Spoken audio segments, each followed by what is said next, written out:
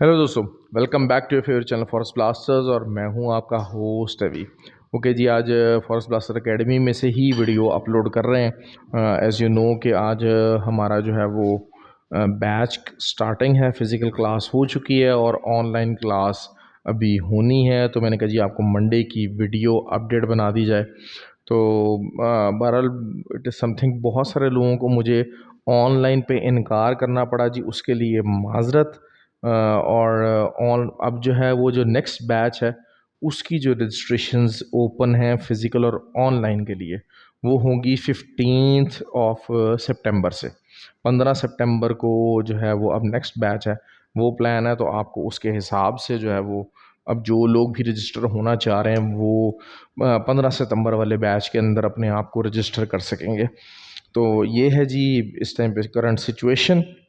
Free WhatsApp group में बताता चलो, इट्स टोटली फ्री, 100% फ्री है। मैं हमेशा से लर्निंग की जिक्र करता हूँ, लर्निंग पाथ का जिक्र करता हूँ। I have always tried that very well कि जो है वो लोगों को बताया जाए कि एक्चुअल पाथ यहाँ पर क्या हो सकता है ट्रेडिंग का, कि कैसे आप इस फील्ड के अंदर प्रॉपरली कामयाब हो सकते हैं। उसके लिए आपको सिर्फ और सिर्फ एक ही तरीका करना पड़ेगा, you have to learn and learn and learn. तो फ्री व्हाट्सएप ग्रुप भी उसी सिलसिले का हिस्सा है। फ्री व्हाट्सएप ग्रुप ज्वाइन करने के लिए आपको करना क्या है, वीडियो के डिस्क्रिप्शन में ऑक्टाफिक्स और एक्सनेक्स का आईबी लिंक दिया हुआ है और वहाँ पर दिया हुआ है आपको मेरा व्हाट्सएप नंबर भी। और अगर आप ऑलरेडी ऑक्टाफिक्स और एक्सनेक्स पर ही ट्रेड कर रहे हैं तो फिर आपको जो है वो सिर्फ लाइव चैट पे जाके आईबी नंबर चेंज करना है and you can be the part of that beautiful community. अच्छा, उसके अलावा जी ये चीज़ हो जाती है, मैं देखें चीज़ों को सिंपल रखने की कोशिश करता हूँ, बहुत ज़्यादा तरीके से ट्रेड्स को नॉर्मलाइज करने की कोशिश करता हूँ कि आपको ज़्यादा से ज़्यादा लर्निंग मिल सके।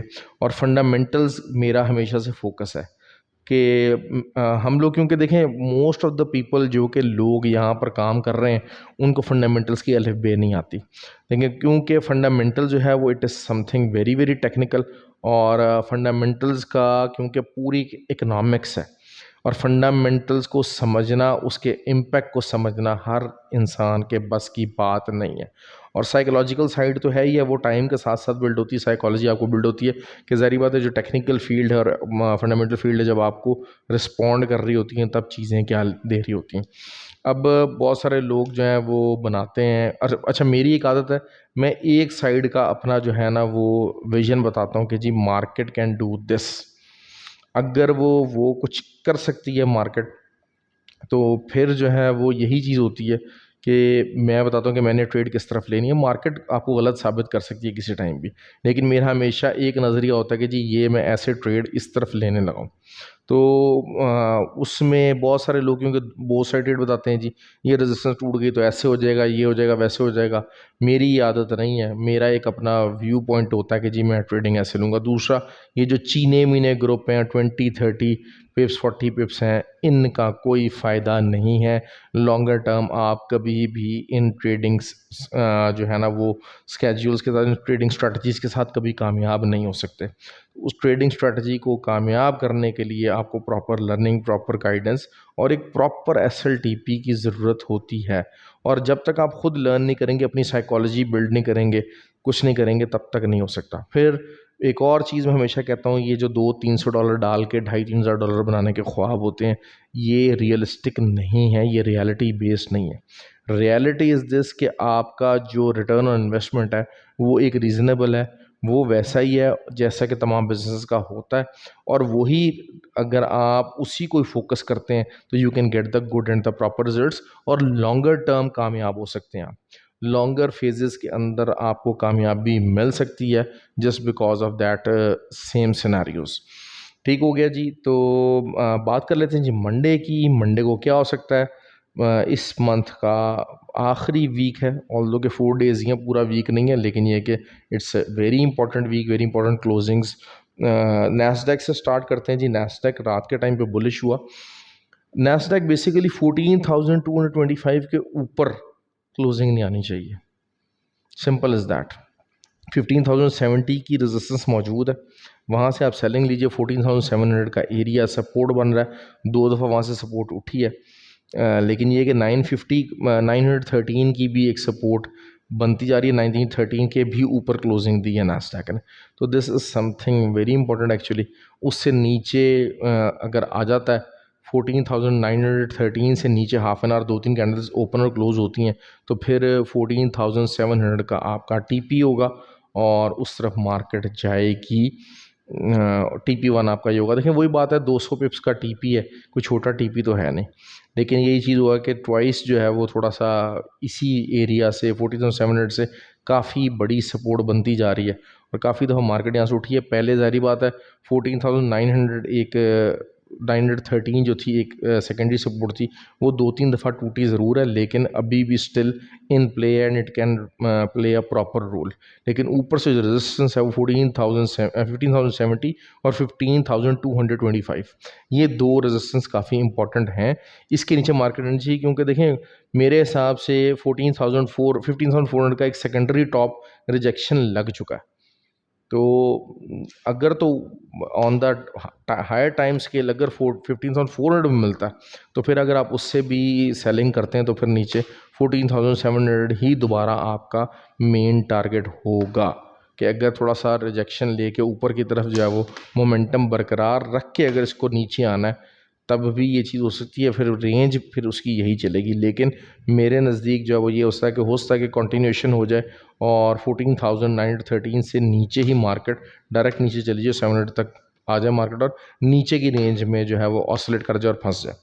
ये चीज़ हो गई। दूसरा जो है वो USD JPY, it is extremely bullish right now. थोड़ा बहुत और बुलिश भी जा सकता है और बुलिश जाने के बाद रिवर्सल एक आ सकता है और बैंक ऑफ जापान को कुछ ना कुछ करना पड़ेगा, इंटरवीन करना ही पड़ेगा लाजमी, क्योंकि DXY भी थोड़ा बहुत पॉजिटिव हुआ है। सेकेंडली जो है वो यूरो की बात कर लेते हैं। 1.075 एक बाइंग एरिया बताया था, वहाँ से बाय निकल सकती है, ऊपर की तरफ जा सकती है और फिर वहाँ से नीचे आएगा मार्केट। वहाँ से मतलब बाय की तरफ जा सकती है, W पैटर्न बना के आप उस पैटर्न को ढूंढ सकते हैं। ये एरियाज़ बहरहाल फ़िलहाल सेलिंग के लिए एडवाइजेबल नहीं है। देखिए पावल ने आपको कहा कि जनाब जैक्सन होल के अंदर हम जी इंटरेस्ट रेट इंक्रीज़ कर सकते हैं और बहुत कुछ कर सकते हैं। I highly doubted that this can be done actually, क्योंकि जॉब मार्केट काफ़ी कूल ऑफ हो रही है और इन्फ्लेशन भी डाउनवर्ड मोमेंटम तो है। तो अभी बहरहाल आई थिंक एक हॉल्ट इंटरेस्ट रेट इंक्रीज़ में आना पड़ेगा। उस चीज़ को इतना ज़्यादा हम तेज़ी से नहीं देखेंगे तो उस वजह से थोड़ा सा DXY साइडवेज मूवमेंट रख सकता है। दूसरा जी GBP USD मैंने आपको कहा था कि जी 1.268 से नीचे जब तक है तो फिर 1.245 का एरिया आपको दिखा सकता है। ये एरियाज़ हैं जो कि आने वाले दिन में आ सकते हैं। इसी रेंज के अंदर GBP USD फंसा रहेगा। कोई बहुत ज़्यादा ऊपर से रेंज इसकी 1.268 इस नंबर को देखते रहेगा। अगर इससे ऊपर 1-2 क्लोजिंग्स आ जाती हैं, 2-3 क्लोजिंग्स आ जाती हैं इंट्राडे की, तो फिर शायद मार्केट ऊपर को जा सके, वरना अदरवाइज़ वो चीज़ है कि नीचे के लोज़ ब्रेक हो रहे हैं, लोज़ ही टूट रहे हैं, तो लोज़ का ही पैटर्न जो है वो कायम रह सकता है।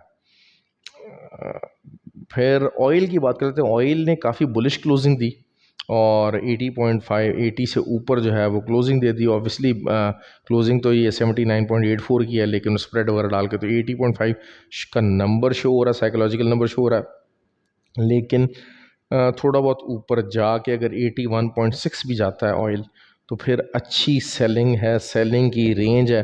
वही चीज़ है 77 जो इसका TP1 होना चाहिए वो कम से कम 78.80 TP होना चाहिए। 100 पिप्स का TP होना चाहिए इसका। अगर ऊपर भी जाता है तब भी ये TP1 होगा, क्योंकि अगर एक H1 की और H4 की सपोर्ट लाइन देखते हैं तो यहाँ सपोर्ट लाइन बन रही, क्योंकि वही चीज़ हुई कि H1 के अंदर अगर हम देखते हैं तो 79 से नीचे फ़ौरन जो है ना उस प्राइस रेंज के ऊपर ना बायर्स इन्वॉल्व हो जाते हैं। तो जब बायर्स इन्वॉल्व हो जाते हैं तो फिर मार्केट प्राइस फ़ौरन ही जो है ना वो ऊपर आ जाती है। कोई M15 कैंडल भी क्लोज नीचे नहीं कर पा रही। तो असल चीज़ यही है कि 78.50 से नीचे हाफ एन आवर कैंडल 2-3 अगर क्लोज हो जाती हैं तो फिर 76 और 74 के लेवल्स एक्सपोज होंगे। 81.20 जो है वो वहाँ से रिजेक्शन मार्केट ले सकती है और अच्छी रिजेक्शन आ सकती है, अच्छी सेलिंग आपको ऑयल दे सकता है। Basically it still is in a selling areas. ये चीज़ हो गई GBP JPY।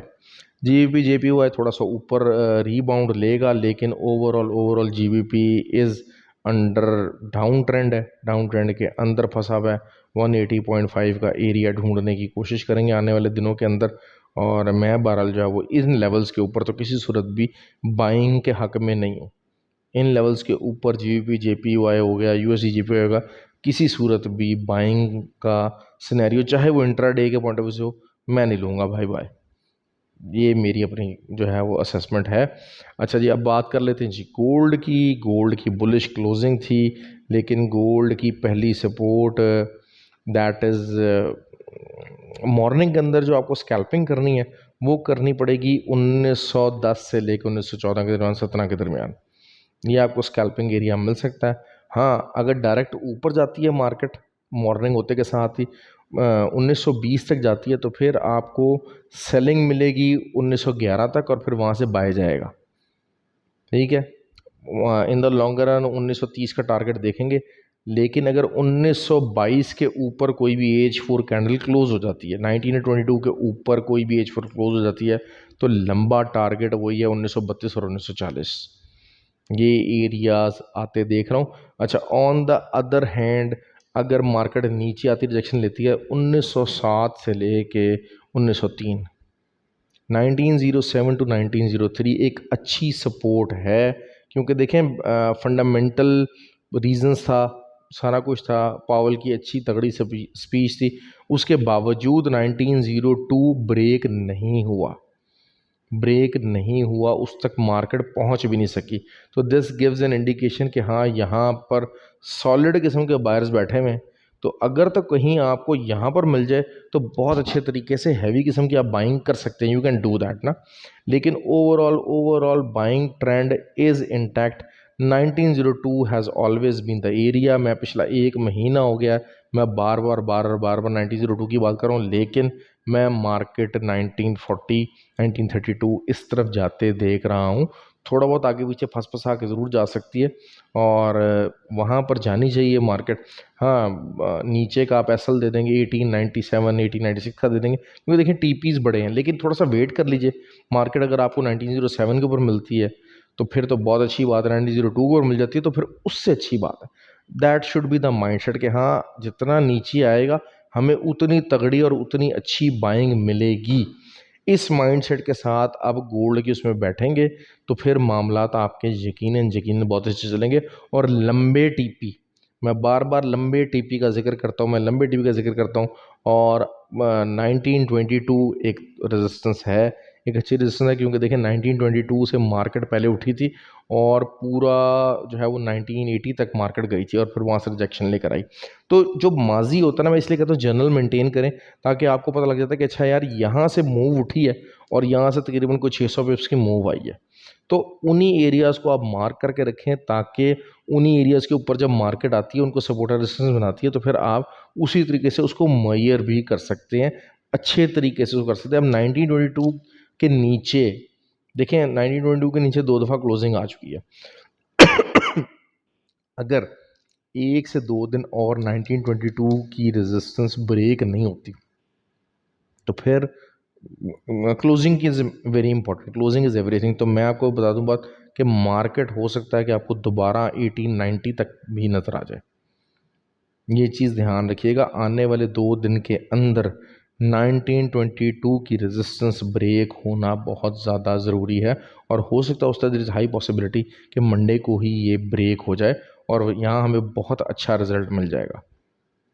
काफ़ी डिटेल में मैंने आपको गोल्ड कवर किया, लेकिन यकीनन उसके बावजूद भी बहुत सारे लोग होंगे वो कहेंगे सर हमें समझ नहीं आया, हमें ज़रा प्लीज़ बता दें। वो जो जिनको समझ नहीं आया ना, वो वही लोग हैं जिन्होंने ना वीडियो देखी, ना समझने की कोशिश, ना मेहनत की। उन्होंने कहा यार मैं तो छुट्टी गुजारना, ये 15 मिनट की वीडियो मैं कैसे देखूं, मैं तो बहुत बिजी आदमी हूँ, मेरे तो कारखाने चल रहे हैं और दुनिया के कारोबार चल रहे हैं।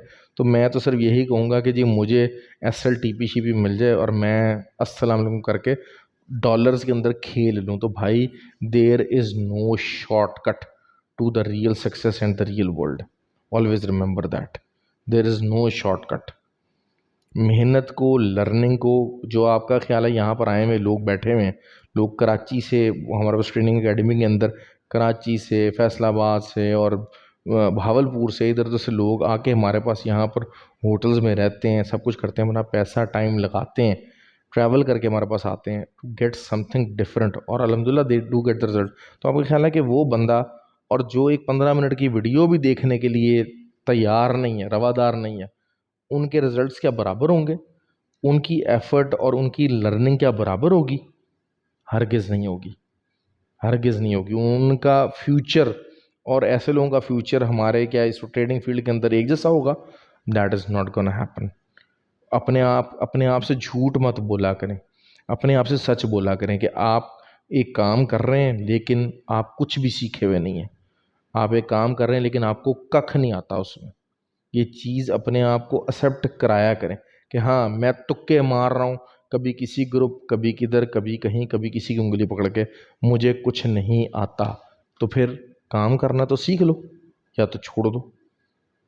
ठीक है, इसका तरीका ये होता है। बहरहाल ख्याल रखें अपना, और आई होप कि आपका वीकेंड अच्छा रहा हो। पिछला वीक हमारा बहुत अच्छा रहा था, अगला वीक भी इंशाल्लाह उम्मीद है कि जो लोग फॉरेक्स ब्लास्टर्स को फॉलो करेंगे they will have a pretty good week. अल्लाह हाफ़िज़।